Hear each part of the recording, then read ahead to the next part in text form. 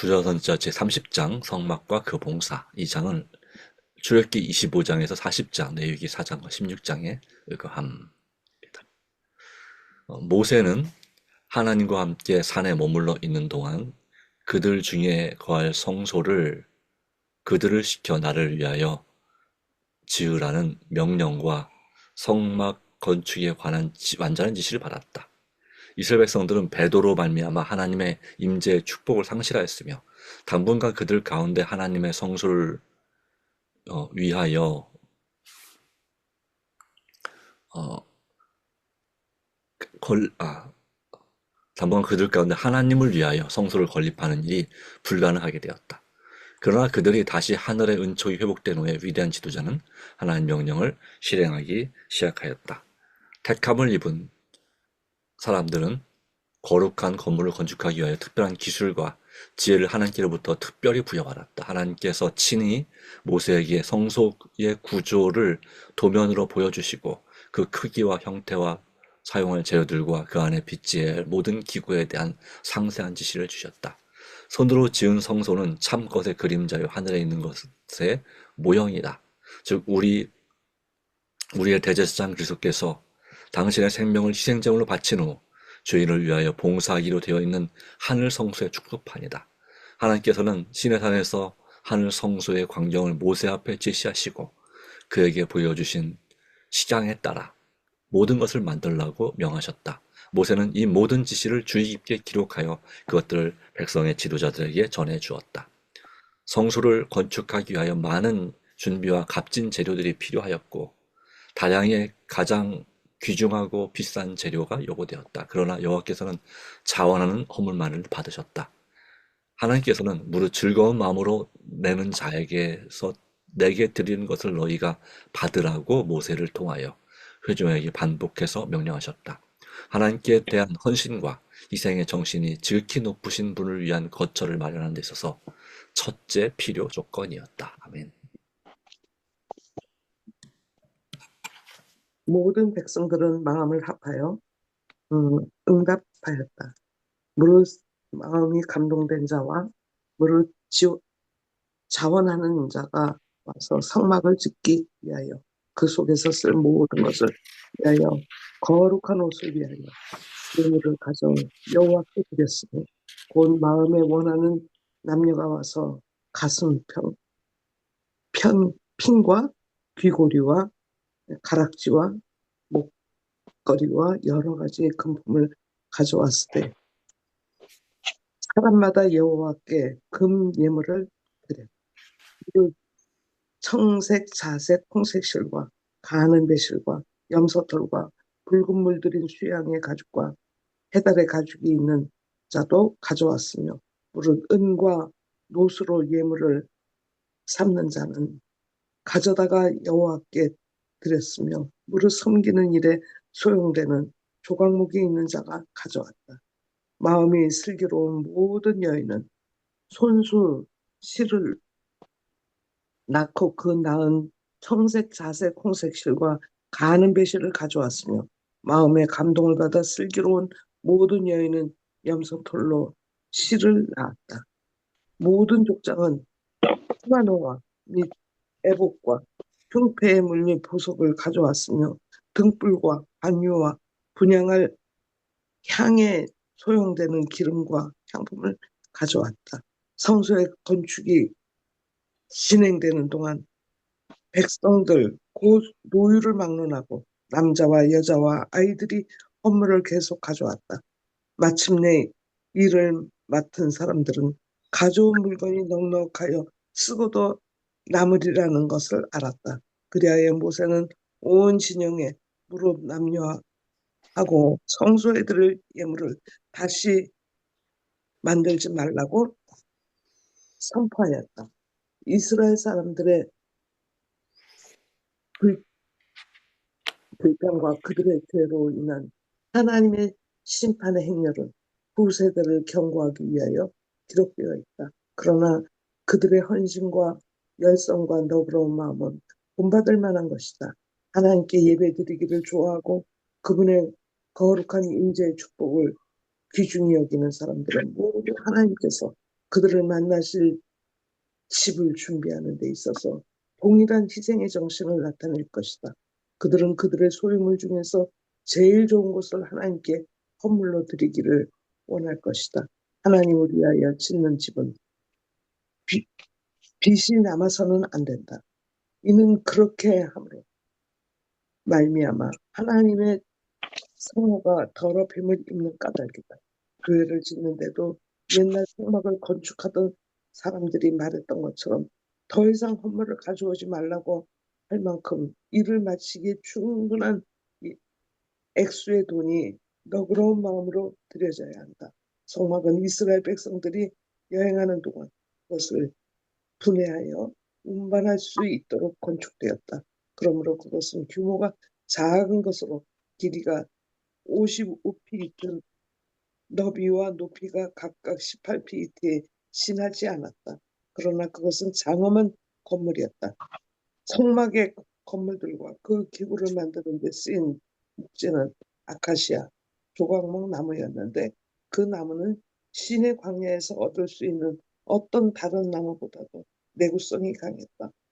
벽은 고든 판자로 되었고 은받침의 기둥과 가름대에 의하여 고정되어 있었다. 그리고 모든 것들이 금으로 옷 입혀져서 건물이 전부 순금으로 만들어진 것처럼 보이게 했다. 지붕은 네 벌의 휘장으로 만들어졌는데 제일 안은 가늘게 꼰 배실과 청색, 자색, 홍색 실로 그룹을 공교히 수놓아 만들었고 다른 셋은 각각 염소털과 붉은 물을 들인 수양의 가죽과 해달의 가죽으로 되어 있어서 완전한 보호 덮개 역할을 할 수 있게 배열되었다. 아멘. 건물은 금으로 싼 기둥에서 드리워진 화려하고 아름다운 휘장으로 두 칸으로 나오겠고 이와 비슷한 휘장이 첫째 칸의 입구를 막고 있었다. 이것들은 천장을 이룬 내부 덮개와 마찬가지로 청색, 자색, 홍색 등 가장 화려한 색깔로 만들어졌는데 아름답게 배파되어 있었다. 그리고 하늘 성소의 사업과 관련이 있는 천사의 무리와 지상에 있는 하나님의 백성을 섬기는 영들이 천사의 무리를 대표하는 그룹이 금실과 은실로 짜여 있었다. 성막은 뜰이라고 불리는 넓은 터로 둘러싸여 있었고 그 뜰은 못 기둥에서 늘어진 세모파 휘장으로 둘러싸여 있었다. 이 울타리는 입구는 동쪽 끝에 있었고 그것은 성소의 휘장보다 못하지만 비싼 재료와 아름다운 세공으로 된 휘장으로 덮여 있었다. 뜰의 휘장은 높이가 성막 벽의 높이의 절반쯤 되었으므로 밖의 사람들이 그 건물을 잘 볼 수 있었다. 뜰 안의 문에서 가장 가까운 곳에 번제를 위한 놋 제단이 있었다.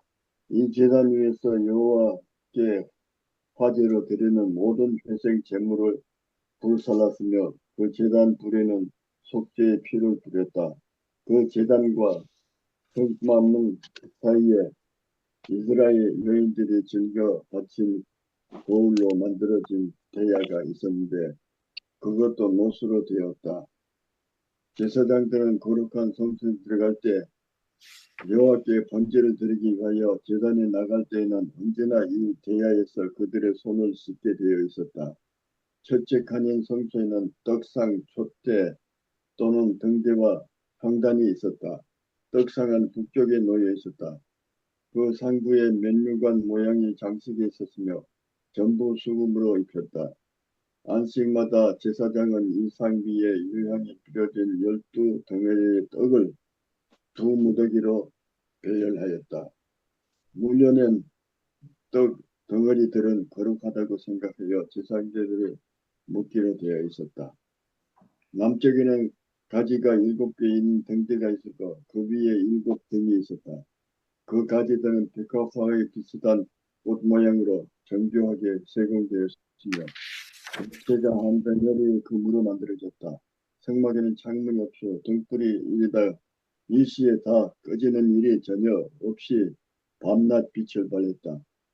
성서와 지성소 곧 하나님이 직접 임재하시는 장소를 나누는 휘장 바로 앞에는 금으로 만든 강단이 있었다. 이 단 위에 제사장은 조sol마다 향을 피우도록 되어 있으며 그 뿔은 속죄 제물의 피를 바르게 되어 있었고 대속제일에는 이 향단에 피를 뿌렸다.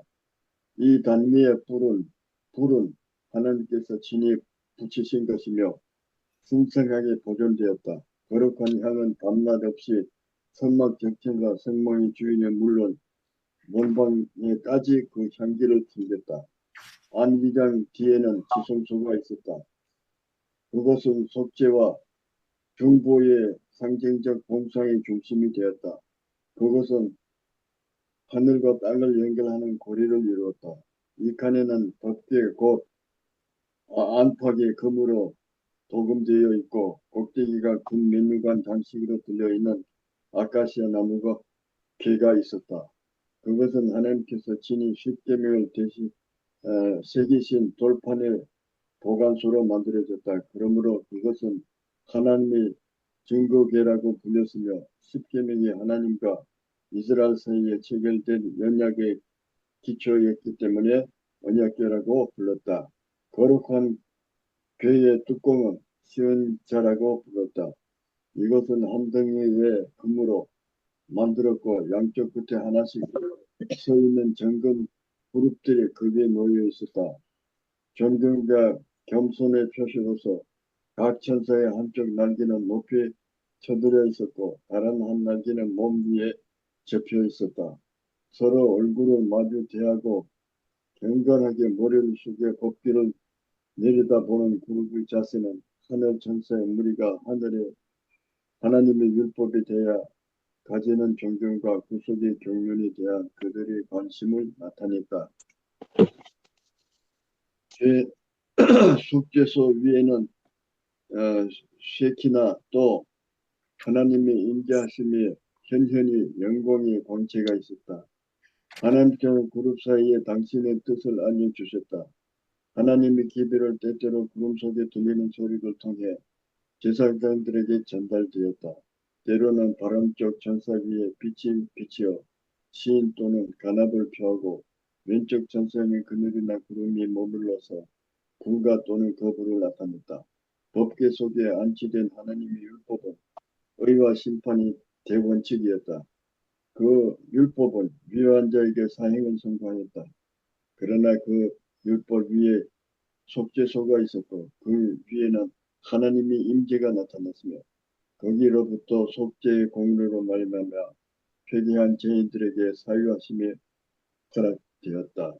이와 같이 성소의 봉사로 성장된 우리의 구속을 위한 그 그리스도의 사업 가운데 긍휼과 진리가 같이 만나고 의와의 화평이 서로 입맞추었다. 예, 아멘. 아멘. 여기까지입니다. 네, 감사합니다. 아멘. 네, 감사합니다. 읽으실 때 보통 한 3단락 정도를 넘지 않도록 읽으시면 감사하겠습니다. 한 분이 못 읽었습니다. 네. 괜찮아요. 자, 네, 성막과 그 봉사에 있어서 오늘의 내용은 무엇을 보여줍니까? 성경에 있는 그대로의 내용을 이제 어디에 뭐가 있는지 또 어느 쪽에 있는지를 보여주는 묘사가 있고, 그리고 그 전에 이것을 위해서 백성들이 어떻게 헌신했는지, 헌물을 드렸는지, 성전 건축 재료를 드렸는지에 대한 말씀이 있습니다. 그리고 맨 처음에 나온 내용 가운데는 하나님께서 출애굽기 25장 8절에 내가 그들 중에 거할 성도를 그들을 시켜 나를 위하여 지으라는 그 말씀에서부터 시작이 되는데, 이 모든 이 성소의 제도를 하나님께서 모세에게 직접 보여주시고 그려서 그 그린 것에서 식양이라고 했죠. 설계도를 하나님께서 모세에게 다 알려주셨습니다. 그리고 모세가 그것을 받아서 그려서 이제 그 성전을 건축하는 건축자들에게 이제 주어서 성전을 짓게 만들었죠. 음, 네. 물론 이 설계도는 어, 그러니까 성막, 그러니까 성소, 그리고 나중에 솔로몬이 성전을 지을 때도 하나님께서 다윗에게 설계도를 보여주셨고 그리게 하셨습니다. 물론 그 규모는 다릅니다. 예. 성막 성소는 이동, 거의 광야에서 지금 이동 중이었기 때문에, 그래서 이동에 편리한 예, 재료들로 그렇게 성막을 짓도록 하셨습니다. 그리고 예, 솔로몬 성전은 이미 더 이상 이동을 할 필요가 없기 때문에 아예 건물로 한 군데 고정된 성전을 지은 거죠. 다만 이제 그 당시에 그 백성들의 경제적인 형편에 따라서 하나님께서 어, 그 규모를 정하신 것도 있습니다. 이 그림을 그려보면 이 성막을, 그러니까 길이가 가로가 100규빗, 세로가 50규빗인데요. 한 올라 따지면은 한 45m, 가로가 한 45m, 세로가 한 23m 정도 됩니다. 그리고 그 성소, 이제 그 안에 성소와 지성소가 있는데 길이가 예, 20규빗, 그 세로가 10규빗 인데 10규빗인데 그러니까, 전체적으로 30규빗이고요. 그래서 지성소는 10규빗, 10규빗, 한 4.5m, 4.5m 정사각형이고, 그 다음에 이 분향단, 뭐 떡상, 촛대가 있는 성소는 10규빗, 20규빗 이렇게 되어 있습니다. 근데 이것을 갖다가 어, 이게 반을 나눠서 그 이렇게 대각선으로 X자를 두 개를 그리면 그 입구는 동쪽입니다. 네, 동쪽인데 그 그 뜰에 있어서 제일 중앙은 뭐가 놓여지면 번제단이 놓여집니다.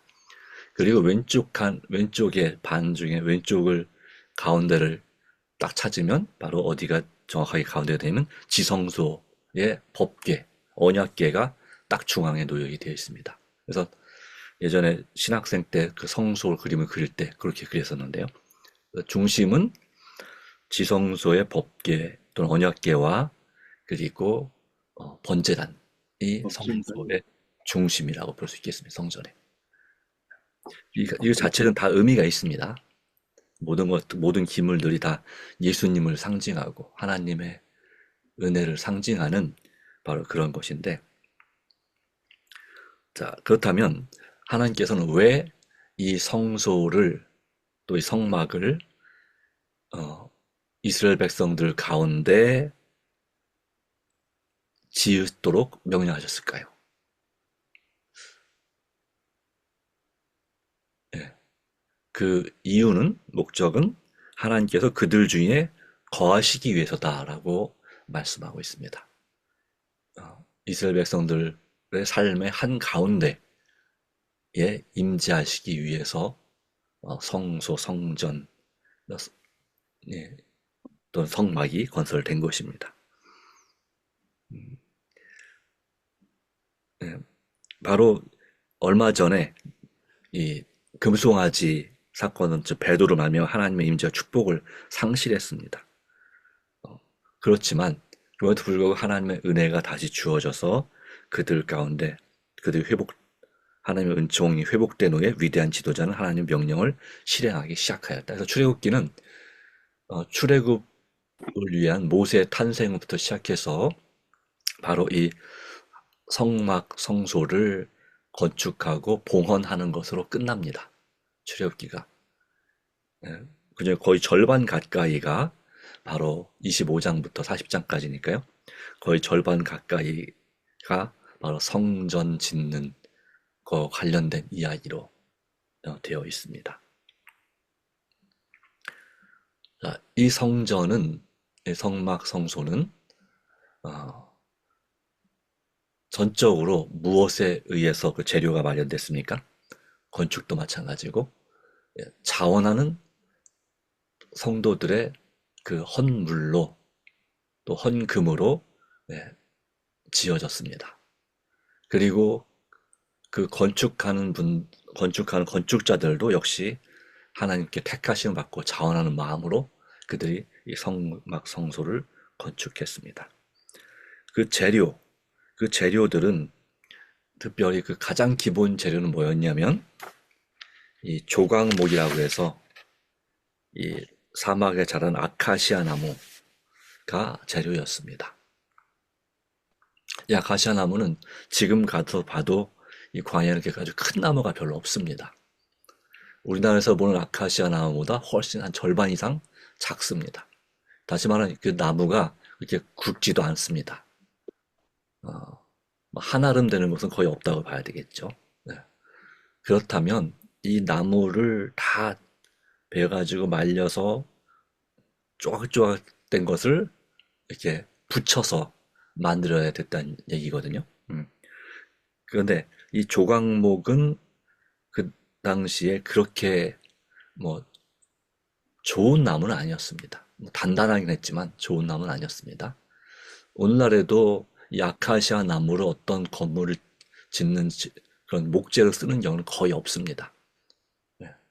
뭐 비틀림도 심하고 뭐 그런 것도 있어서 그런지 모르겠지만 뭐 소나무나 뭐 이 중동 지방에 제일 유명한 것은 레바논 백향목이라고 하는 그런 나무.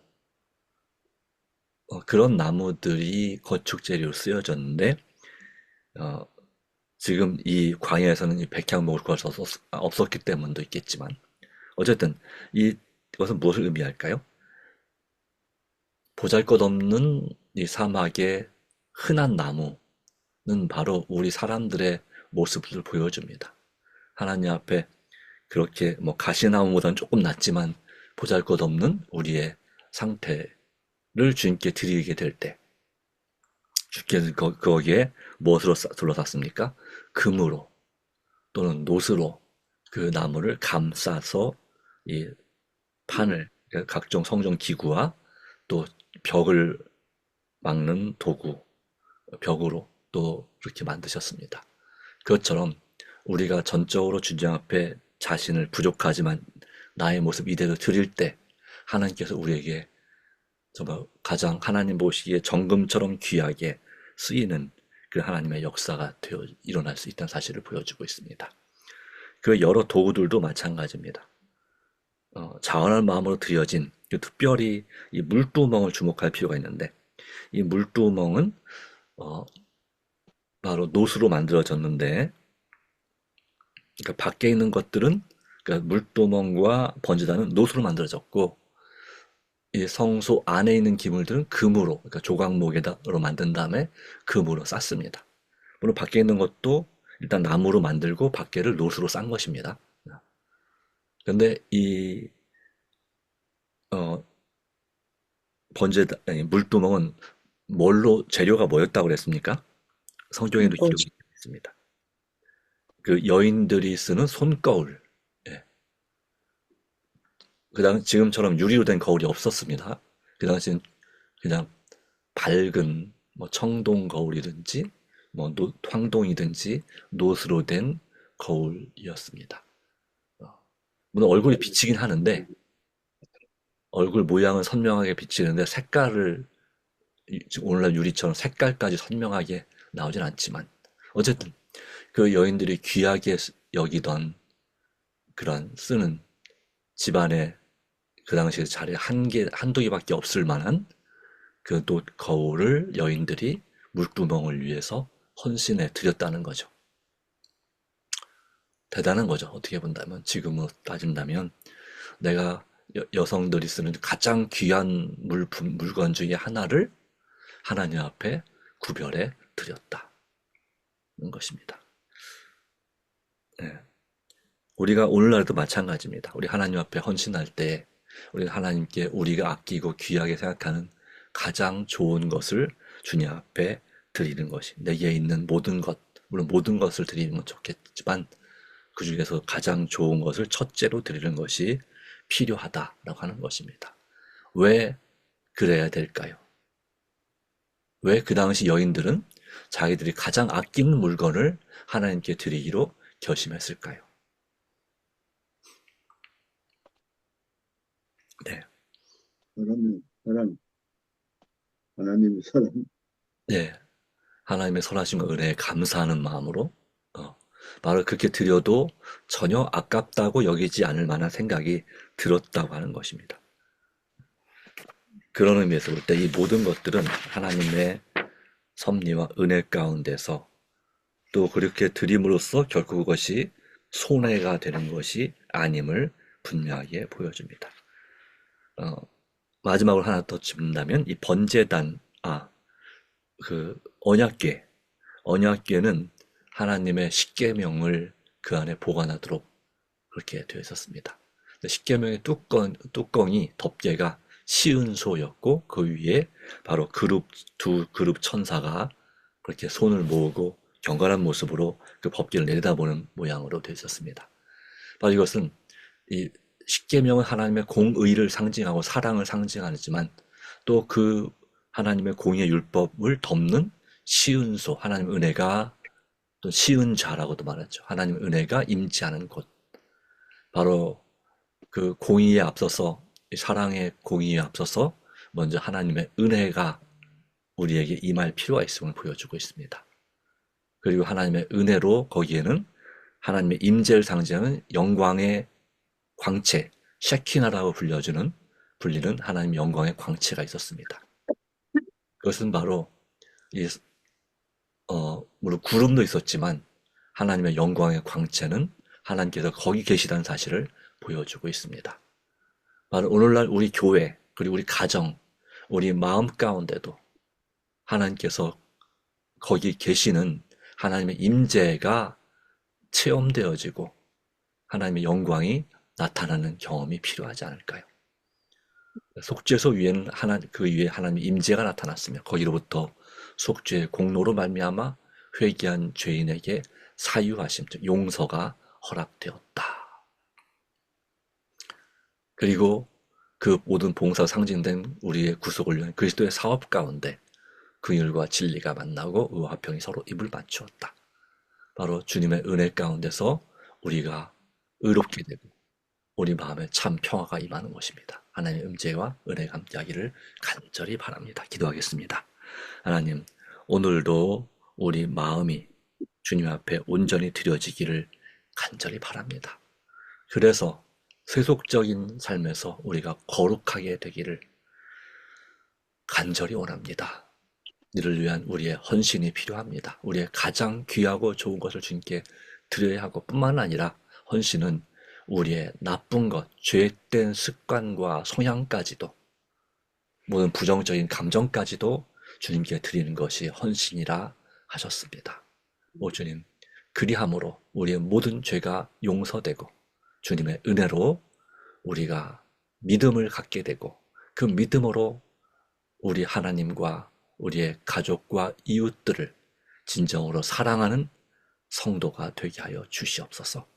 그런 가운데 다시 오실 예수님, 바로 성소가 상징했던 예수 그리스도를 사모하고 그분을 믿음으로 의롭게 되고 그리고 다시 오실 예수 그리스도를 사모하며 준비하는 소망의 사람이 되게 하여 주시옵기를, 또는 우리가 드리는 모든 간절한 기도가 응답받게 되었음을 믿고 감사드리오며 그리스도이신 예수님의 이름으로 간절히 기도합니다. 아멘. 아멘.